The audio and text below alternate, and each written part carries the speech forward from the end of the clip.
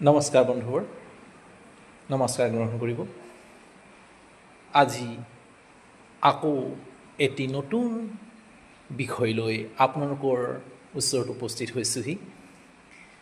এই বিষয়টো মই বহুত দিনৰ পৰা চিন্তা কৰি আছিলোঁ, কওঁ বুলি। মই বহুত ভাবি শেষত আপোনালোকৰ ওচৰত এই বিষয়টো আগবঢ়াবলৈ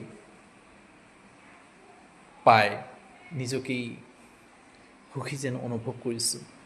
আজি কৈছোঁ, বিষয়টো আমাৰ এক সমাজৰ লগত জড়িত। আমি সৰুৰে পৰা শুনি আহিছোঁ, আমাকো শিকাইছিল মানৱ সেৱাই পৰম ধৰ্ম বুলি, মানৱ সেৱাই শ্ৰেষ্ঠতম ধৰ্ম বুলি।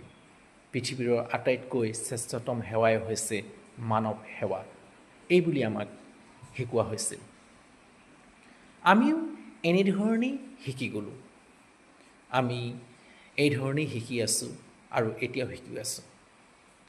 যদি মানৱ সেৱাই পৰম ধৰ্ম হ'ল হয়, তেতিয়াহ'লে কথাষাৰ এনেধৰণৰ হয়, যদি মানৱ সেৱাই যদি শ্ৰেষ্ঠতম ধৰ্ম হয়, তেতিয়াহ'লে ধৰ্মটোৱে এটা কথা বুজায় যে মানুহৰ হকে চিন্তা কৰিব লাগিব, মানুহৰ ভালৰ হকে চিন্তা কৰিব লাগিব,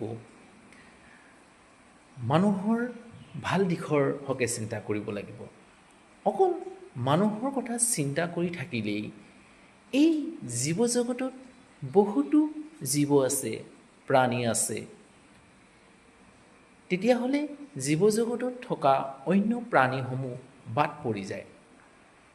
মানৱ সেৱা কৰোঁতে মানৱ সেৱাই মানুহৰ কথা চিন্তা কৰোঁতে মানুহসমূহ আজি একেকেন্দ্ৰিক হৈ গৈছে।